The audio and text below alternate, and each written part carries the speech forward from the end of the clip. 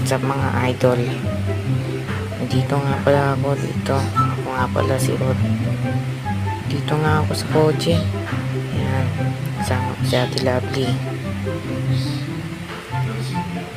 Pipick up nga pala kami dyan ng tsaka uminom ako ng juice. Di pa ako nag-almusal dyan eh. Ayan. Tamang inom lang.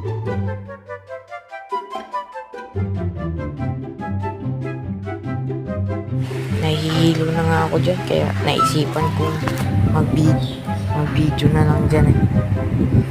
Gusto ko na nga sumuka dyan, kaso hindi namin na kotse naman yan. Hindi namin kotse yan. Kaya ayun, tinis ko na lang ganti magsuka.